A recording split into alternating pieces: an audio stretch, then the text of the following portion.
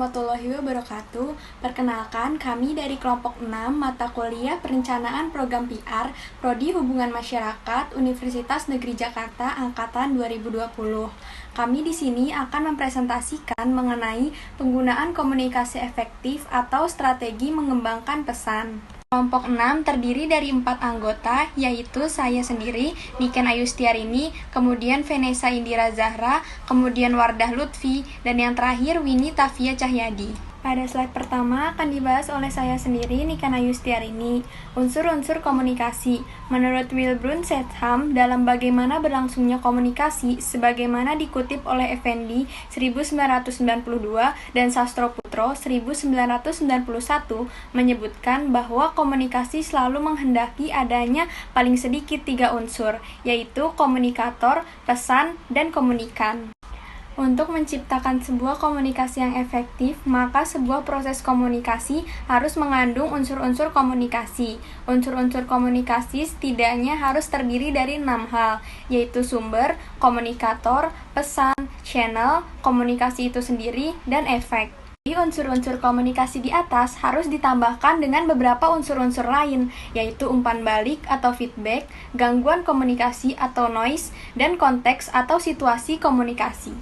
Strategi komunikasi. Strategi komunikasi adalah salah satu cara untuk mengatur pelaksanaan sebuah proses komunikasi, mulai dari perencanaan atau planning, pelaksanaan, implementation, hingga evaluasi, evaluation, untuk mencapai suatu tujuan. Menurut Brine, sebagaimana dikutip oleh Brinan 2005, mendefinisikan strategi sebagai sebuah pola yang mendasar dari sasaran yang berjalan dan yang direncanakan, penyebaran sumber daya dan interaksi organisasi dengan pasar atau halayak umum, pesaing, dan faktor-faktor lingkungan. Elmore 2003 dalam The Communication Effect of Different Types of Communication Strategy menjelaskan bahwa strategi komunikasi merupakan langkah-langkah yang harus diambil dalam meningkatkan efektivitas komunikasi. Komunikasi yang efektif adalah proses pertukaran ide, pemikiran, pengetahuan, dan informasi sedemikian rupa,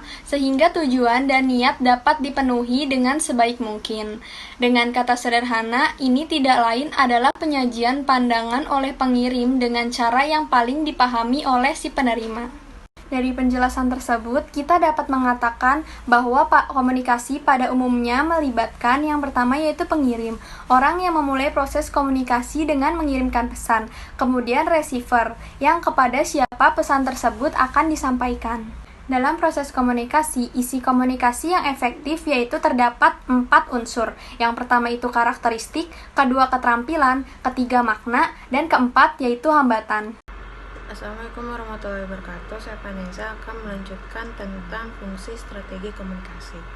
Fungsi strategi komunikasi terdapat 2, yaitu strategi komunikasi secara makro atau plain multimedia strategy, dan juga strategi mikro atau single communication media strategy. Nah, mereka itu mempunyai fungsi ganda. Yang pertama adalah dalam menyebarluaskan informasi secara informatif, persuasif, dan instruktif secara sistematik kepada sasaran untuk memperoleh hasil yang optimal. Yang kedua adalah menjembatani cultural gap.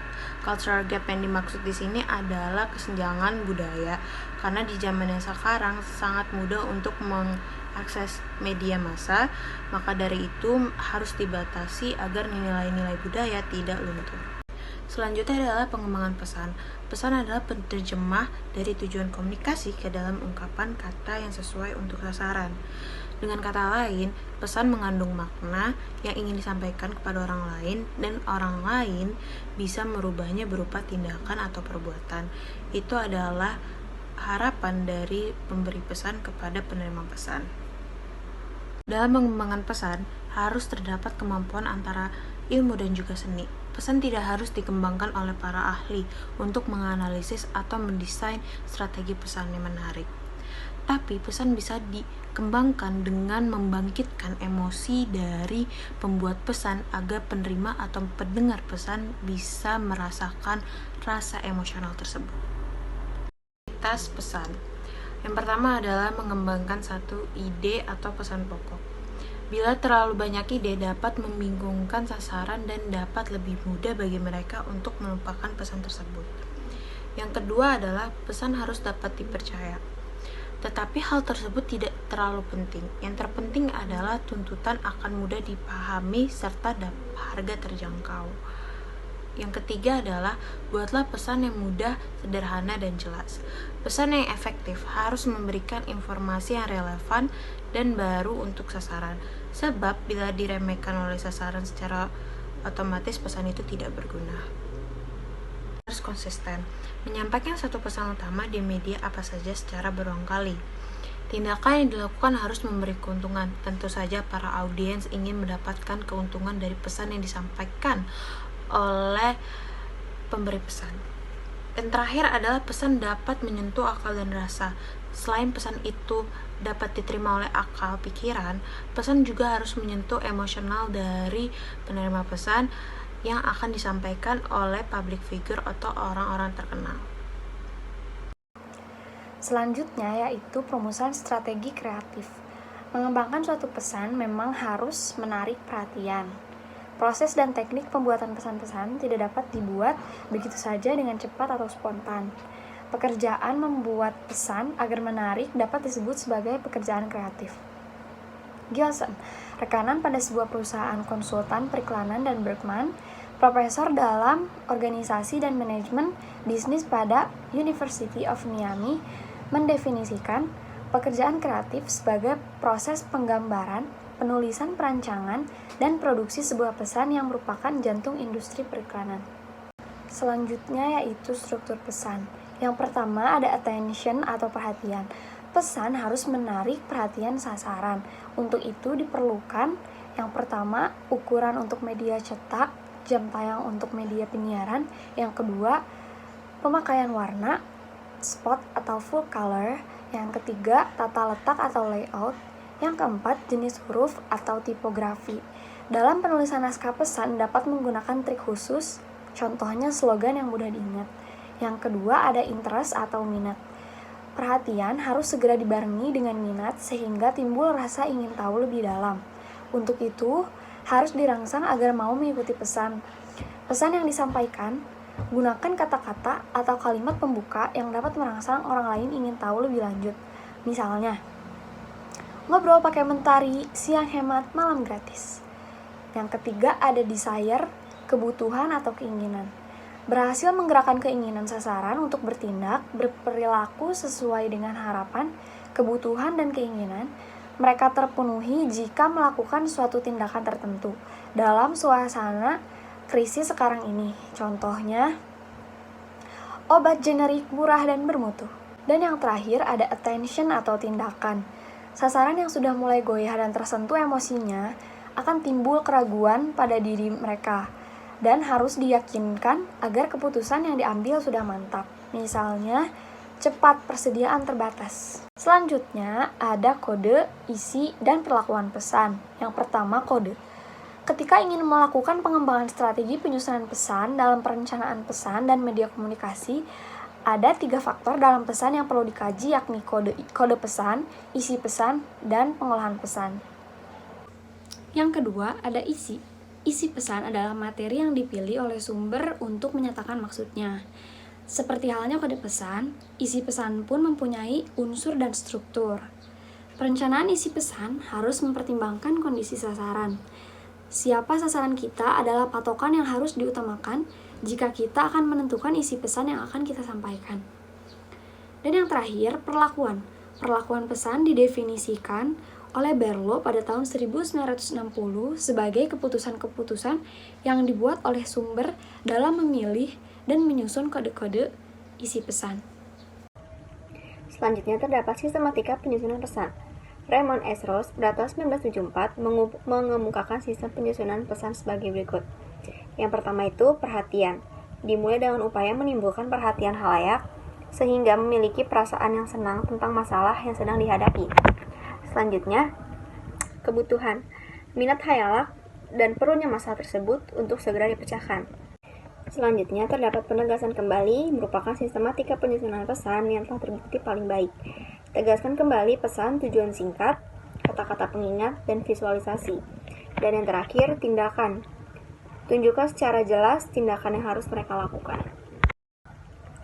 Materi selanjutnya adalah strategi pengembangan pesan. Strategi pengembangan pesan dalam kampanye humas. Tahap-tahap perencanaan kampanye humas. Griogeri pada tahun 2004 menyebutkan terdapat 10 tahapan perencanaan sebagai berikut. Yang pertama ada anarkis, tujuan, mengenali publik atau hayalan, pesan strategi, taktik, sumber daya, evaluasi, dan review. Analisis. Analisa adalah aktivitas yang memuat sejumlah kegiatan seperti menguraikan, membedakan, memilih suatu tujuan untuk digolongkan, dan dikelompokkan kembali menurut kriteria tertentu. Kemudian dicari kaitannya dan ditafsirkan maknanya. Selanjutnya tujuan. Menetapkan tujuan yang realistis adalah sangat penting apabila program atau kampanye yang direncanakan harus memiliki arah dan dapat menunjukkan suatu keberhasilan tertentu. Tujuan utama dari public relation adalah untuk mempengaruhi sikap dan perilaku. Menurut Griogeri pada tahun 2004, ada 7 hal yang penting yang harus diingat ketika menetapkan suatu tujuan, yaitu kampanye humas merupakan aktivitas komunikasi yang terorganisasi secara langsung yang ditujuan hayalak tertentu pada periode yang telah ditetapkan untuk mencapai tujuan. Sedangkan dalam arti luasnya, kampanye humas tersebut memberikan penerangan terus-menerus serta pengertian dan memotivasi masyarakat terhadap suatu kegiatan atau program tertentu melalui proses dan teknik komunikasi yang berkesinambungan dan terencana untuk mencapai publisitas dan citra yang positif. Selanjutnya, mengenali publik atau khayalak. James Grunig pada tahun 1992 menyatakan terdapat 3 bentuk khalayak sasaran dari kampanye humas, yaitu khalayak tersembunyi, khalayak yang peduli, serta khayalak yang aktif. Namun juga terdapat 3 bentuk khayalak yang berbeda di mana khayalak dinilai atau dibedakan jenisnya dipandang dari reaksi terhadap isu-isu yang tengah berkembangan, yaitu khayalak semua isu, khayalak isu tunggal, khayalak isu panas, dan khayalak apatis. Khayalak semua isu jenis khayalak yang aktif menggapai hampir semua isu-isu yang berkembang dan mempengaruhi organisasi. Khayalak isu tunggal jenis khalayak yang hanya bereaksi terhadap satu isu yang menjadi perhatiannya. Selanjutnya, khayalak isu panas jenis publik yang bereaksi terhadap kasus-kasus yang diangkat dan dihembuskan oleh media massa. Dan yang terakhir, khayalak apatis publik yang bersikap tidak peduli mengenali isu-isu yang terjadi di sekitar kehidupan. Selanjutnya, strategi. Venus pada 2007 mengemukakan strategi adalah pendekatan keseluruhan untuk suatu program atau kampanye. Strategi adalah faktor mengkoordinasi prinsip yang menjadi penuntun, ide utama, dan pemikiran di balik sebuah program taktis. Selanjutnya, taktik. Berbicara taktik, pelaksanaan suatu program kampanye yang harus berkaitan dengan program dari strategi utama, tujuan kampanye, ketika akan mengembangkan taktik pelaksanaan kampanye tersebut, tidak terlepas dari faktor-faktor kekuatan, kreativitas, atau kemampuan tim pelaksana. Selanjutnya, sumber daya. Menurut Ruslan, pada tahun 2007, terdapat 3 bentuk sumber daya utama yang berkaitan dengan pelaksanaan program kampanye PR. Pertama adalah SDM atau sumber daya manusia, yang terlibat langsung dalam kegiatan kampanye, berupa tenaga profesional dan ahli hingga terampil, staf pendukung, atau tenaga lapangan. Kedua, sumber biaya operasional untuk menunjang kegiatan kampanye yang dikelola secara efisien dalam pembiayaan pelaksanaan operasional. Ketiga adalah sumber perlengkapan transportasi, dukungan peralatan teknis, pemanfaatan media, komunikasi, dan tim kerja lainnya, dan sebagainya. Dan yang terakhir adalah evaluasi. Evaluasi merupakan salah satu tahap atau kegiatan program PR yang keberadaannya memiliki arti penting sebagai tahap-tahap lainnya. Selain itu, tahap evaluasi tidak hanya dilakukan ketika program PR telah berakhir, namun perlu dilakukan pada setiap tahapan, termasuk pada tahapan pelaksanaan dan perencanaan. Dan yang terakhir, review. Sementara evaluasi dilakukan secara teratur, review yang menyeluruh dilakukan dengan frekuensi yang lebih jarang. Setelah memutuskan untuk melakukan review, siklus proses perencanaan akan terulang lagi. Sekali lagi, pertanyaan yang harus diajukan adalah apa yang kita inginkan, apa yang ingin kita capai, siapa yang ingin kita jangkau, apa yang kita katakan, apa cara paling efektif untuk menyampaikan sebuah pesan, bagaimana sukses dapat diukur. Terima kasih.